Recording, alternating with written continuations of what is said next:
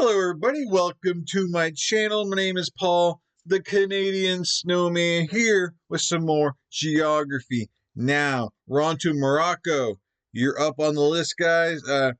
Time to find out some awesome things about you. I have heard of Morocco. And, Morocco, I'm trying to remember exactly where it's located. I think I know, but then I think it might be wrong. I'm not quite sure, so I'm not gonna speculate. We're just gonna jump right into this video and check out what Morocco has to offer, because we all know there's gonna be some cool, interesting things about Morocco. There's always cool, interesting things about every country, and that's kind of what makes this series and checking out a different country every day is all about. Just kind of learning, and it's fun. Anyways, please hit that like and subscribe button below, and yeah, we're gonna get straight to the video here. Dun, dun, dun. I like that shirt or jacket, whatever that is. Nice shirt there, Paul. 3, 2, 1, bam. Ah, Morocco! It's not a Latin country. You're thinking Maracas. It's in the Arab world, but it's not really Arab much. It's in Africa, and not the Middle East, but it borders Spain. Literally, like 3 times. This is gonna be a fun one. Yeah, I know where it is. I was right. It's time to learn geography. Now! Hey everybody, I'm your host Barbs. Most of you may have at least heard of the country Morocco. Yeah. So many iconic images of Casablanca, the markets of Marrakesh, couscous, and fez hats. Although they did not originate here, but they totally made it popular. There's a lot going on and a lot of stuff to cover, so let's just find this place on the map first, shall we?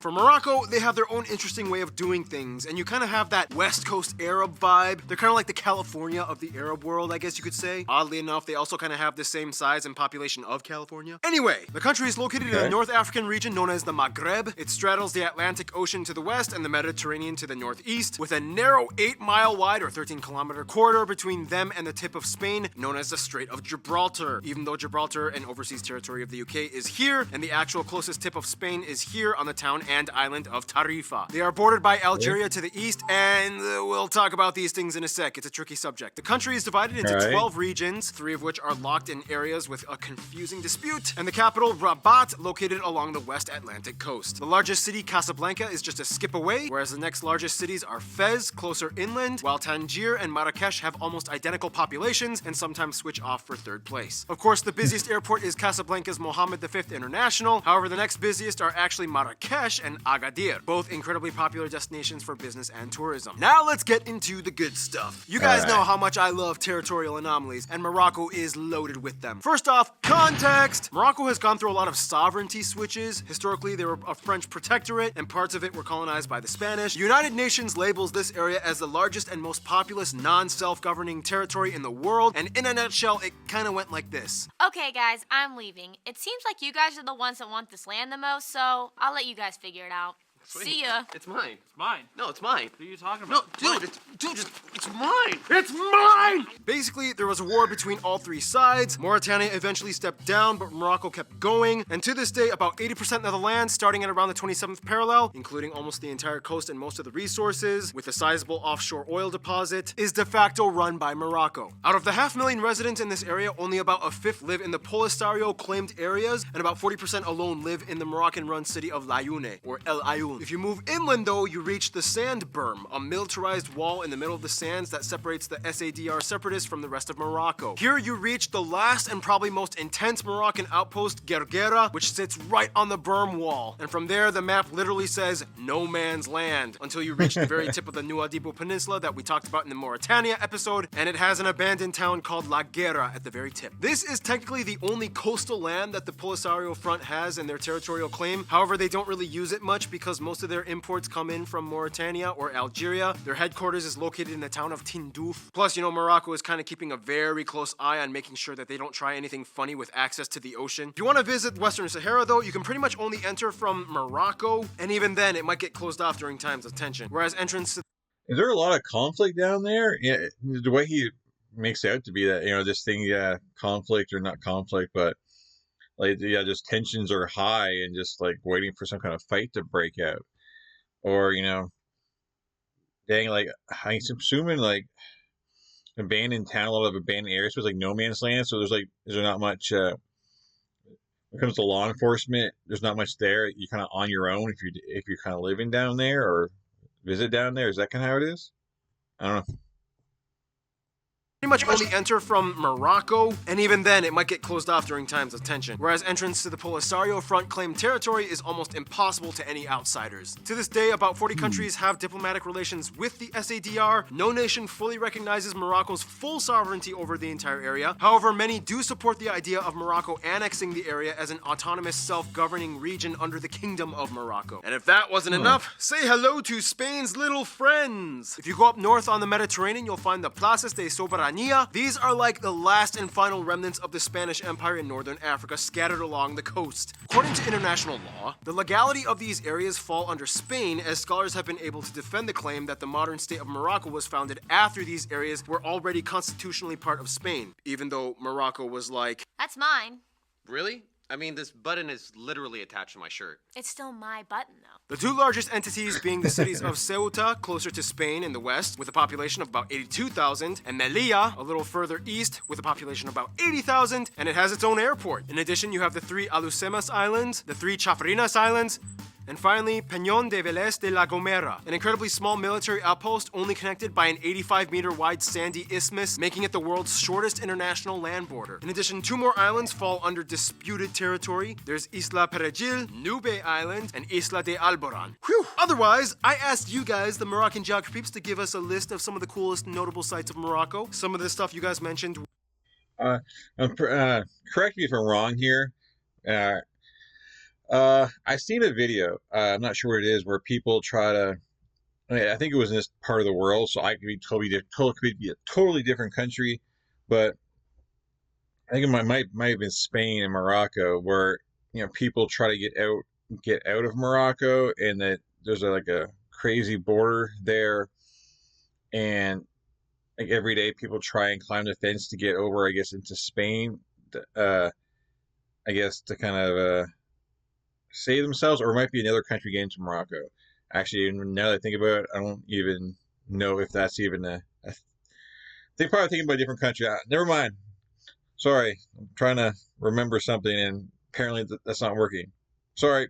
Anyway, back to the video. The Moroccan geography peeps to give us a list of some of the coolest notable sites of Morocco. Some of the stuff you guys mentioned were Badi Castle, the Blue City of Chefchaouen, Jardin Majorel, Mohammed V Mausoleum, the Hercules Cave, Ibn Danan Synagogue, the Gates of Fez, and Fez disputedly has the largest car-free urban zone, these ruins of a Roman city, the Castle of Meknes, this university which is like the oldest in the world, the Meronid tombs, and of course Hassan II Mosque in Casablanca, the 7th largest mosque in the world, and it has the highest minaret in the world. And speaking of things that have height, Morocco has some amazing mountains, which brings us to... Now, people tend to think that northern Africa is all sand, but when you head west, they have more rocks in Morocco. Man, I haven't done a slap gig in a long time. Thank you, Hanno. First of all, the country lies right on the boundary where the African plate meets the Eurasian plate, with the Atlas thrust fault lines cutting through the country just at the very northern tip at the Rift Mountains. This also creates the other 3 mountain chains, the Middle Atlas, the Anti-Atlas, and the High Atlas, where the tallest peak and tallest in North Africa can be found, Toubkal. Also, you can find the largest lake, the Bin El Ouidan Reservoir, and the source of the longest river, the Dra River, which flows all the way into the Atlantic. If you include Western Sahara down south, you get more dry and empty vast desert land with a decent mineral deposit used for mining. Basically, the coastal areas north of the mountains where the majority of the population lives are of course flatter and arable with more lush vegetation. Sometimes it even snows in the high altitudes. Morocco even has the largest ski resort in Africa, whereas everything south of that is pretty much dry, rocky, and hot. Alright, and that's that. Now it's time for my triple shot of espresso break like usual, which means Noah comes in. Did somebody say Noah? Now, despite the arid terrain, Morocco actually has quite a comfortable set of natural resources. About 18% of the land is arable and about 12% of the country is forested. The country also has a wide range of biodiversity. Many are endemic like gazelles, boars, and fennec foxes, over 90 species of reptiles, and macaque monkeys. And yes, you may have seen the pictures of those tree-climbing goats. Yep, they do exist. They are found here as well, mostly in the town of Tamri. Unfortunately, due to illegal animal trade and human... Let me see that. That's a thing? I thought it was like photoshopped right there. Wow, that is cool. It'd be cool to watch him try and get up there. I think that'd be pretty entertaining, just trying to watch the goats get up there. But wow, that's cool, man. Man, if I was just driving down the street and see a bunch of goats in a tree, like, I think I was still dreaming, man. They are found here as well, mostly in the town of Tamri. Unfortunately, That's so due to cool. illegal animal trade and human intervention, much of the species are disappearing, and some, like the national symbol of Morocco, the Barbary lion, have gone extinct in the area. The last one was seen in 1922. Otherwise, Morocco is the 5th largest economy in Africa by GDP per person parity. Service industry jobs, mostly in mining, take the largest chunk of the workforce. I mean, they do hold about 75% of the world's known phosphorus mines. Nonetheless, they are still a heavily agrarian-dependent nation, as the sector employs about 40% of the populace. It is said that Morocco has the largest fish market in Africa, taking about 3% of their entire GDP, and they are the largest exporter of sardines in the world. Finally, little interesting side note, even though it's illegal to smoke it, they are the top exporter of legally grown cannabis in the world, sold in the form of hashish. What? On average, they produce about 70% of Europe's imports. So you can't smoke it, but yeah, you can make as much as you want there. Doesn't seem to make much sense, you know, that you. All right. Anyways. In the world, sold in the form of hashish. On average, they produce about 70% of Europe's imports. Speaking of resources, food. Some top dishes you guys, the Moroccan geography peeps mentioned, include things like anything cooked in a tangine pot, rafista, harira soup, pastilla, sefa, ruzia, mashui, and of course the national dish of couscous. Everyone knows this one. And sweets like these amazing things. And finally, you cannot go around Morocco without stumbling upon their favorite drink, mint tea. Oh, and Morocco is pretty much the only country that produces and exports argan oil. It is used in a variety of ways, sometimes in food, sometimes in cosmetics, or hair products. Okay. It's pretty much the only thing that controls my hair. And speaking of things with hair, people, let's get to it, shall we? Good. That was a good transition, wasn't it? People, because people have hair. Yeah.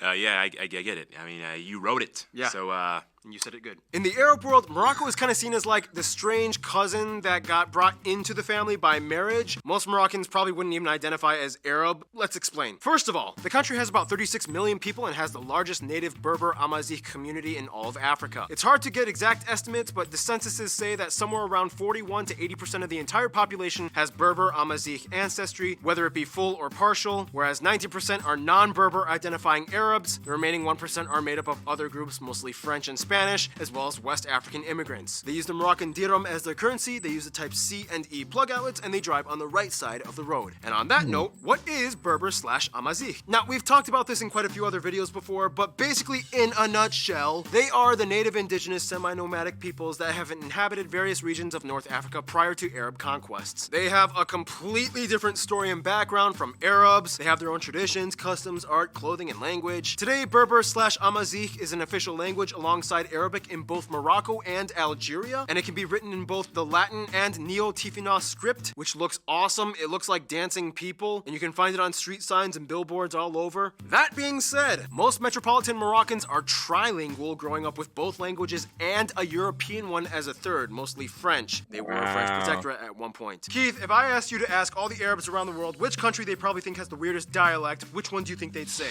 Well, considering I think this is the Moroccan episode we're on, right? So I'm gonna go with Moroccan. Yep. Is that all you need me for? Yeah, I mean, you just need more screen time because the subscribers love you. All right, well, I'm gonna go awkwardly dance in the back, so I will... I don't see why not. Moroccans speak Arabic with a distinct dialect known as Darija, very hard to understand from a standard speaker, and some say it could even be classified as its own language. Much of it is influenced off of Berber/Amazigh. For example, here's one of our subscribers from Morocco explaining. So, hello, I am Ali from Tangier, Morocco, and I'm going to tell you the difference between Arabic and Moroccan dialect. Like, I am going to that place near the market.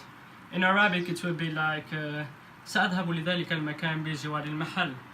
But in Moroccan dialect it is something just like أنا أمشي لديك البلاصة حدا الحانوت. Wow. On another note, Morocco is also a monarchy, a kingdom ruled under Mohammed VI, claiming to be a... I guess I know a little bit of difference. I don't speak, I guess, Moroccan, so I guess, I don't understand. But I definitely picked up the difference there. I'm curious, what side is everyone watching this on who lives in Morocco on, and what 3 languages do you speak? I mean, that's pretty awesome. You guys speak the 3 languages. A lot of places in Europe, I know guys aren't really in Europe. It's like Africa, kind of the border there kind of thing. But yeah, I just think it's amazing when people speak more than one language because I can't, and I definitely really cool. direct descendant of the Islamic prophet Muhammad. A monarchy, a kingdom ruled under Muhammad VI, claiming to be a direct descendant of the Islamic prophet Muhammad. He belongs to the Alawite dynasty, the second oldest ruling dynasty in the world after Japan's Yamato imperial family. The country's state religion is Islam. The vast majority, at about 99%, identify as adhering to the faith, mostly in the Sunni branch, and the remainder are mostly Christians and a small Jewish community. Speaking of which, Morocco used to have the largest Jewish population in the Arab world, some estimates claiming to be up to 350,000. After war times of the 20th century, though, nearly all of them either fled or were expelled, most heading to Israel, and today Moroccan Jews make up the second largest Jewish ethnic subgroup in Israel, and today less than 3,000 remain in Morocco. Culturally speaking, Moroccans have a very vibrant background, most of which being Berber Amazigh influenced. Keep in mind though, there are many different types of Berber Amazigh peoples and tribes. Some are light-skinned, some are dark-skinned, some have different customs, but overall, there are some universal traits that they all kind of share. You know what, Hannah? Come on in, just take this one. You know, why not? Cool. Okay. Prior to the spread of Islam, most Berber/Amazigh were traditionally animists that practiced things like ancestor veneration. Facial and body tattoos were common a long time ago amongst women, with each image symbolizing something important, but the practice has been dying out since the 1940s, and today you can only find it mostly amongst the elderly. The national dress for both men and women, a unisex garb, is called jalaba, a long, loose, hooded garment which serves to keep the person warm but also protected from the sun. Moroccan architecture and literature is unique in itself. The high-walled dar structure is common to help ward off thieves and animals while minimizing heat. Metalwork, textiles, and pottery are of course world-renowned. Much of the traditional music incorporates a fusion of Arab and Berber/Amazigh undertones, with a touch of French and maybe Andalusian Spanish.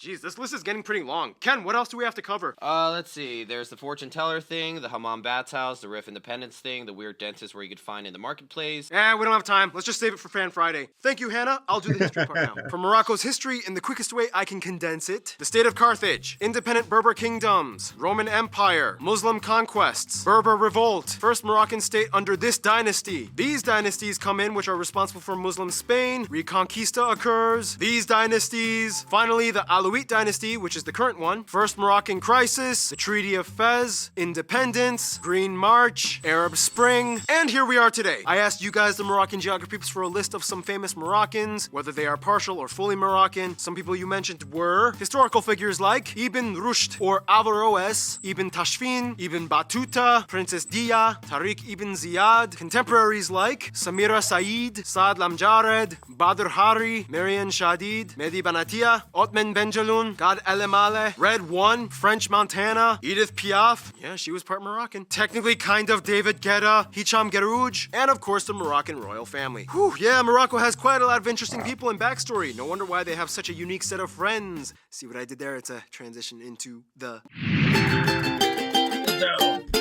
Now, Morocco's proximity to Europe and access to the Atlantic has always meant that they had way more exposure to the Western world than most of their cousins, which has played a crucial role in their diplomacy. For one, they were the first country in the world to recognize the USA as a country. Yeah, Morocco. During the Revolution times, Sultan Mohammed III in 1777 said any American merchant ship in his trade routes were under his protection. And in 1786, they signed the Moroccan-American Treaty of Friendship, which is actually the oldest friendship treaty in the USA. With Spain, it's kind of like a love-hate relationship, as they do great business and have history, but there's always the exclave thing. Saudi Arabia is like a close friend that typically supports and funds many projects and deals in Morocco. Morocco sent troops to help Saudi Arabia during the Gulf War, and the two kings get along pretty well. When it comes to their best friends, however, it's interesting because most Moroccans I have talked to have actually said France. Despite the past colonial issues, they've moved on, and France does the most business with Morocco. French is widely spoken. Both countries' peoples are always visiting or moving to each other. France has the highest Moroccan population outside of Morocco, and today they work together beautifully. In conclusion, Morocco is kind of like the uncle that married into the Arab family. It's probably one of the most beautiful places to visit in the Arab world, but maybe not the best place to learn what it truly means to be Arabic. Stay tuned,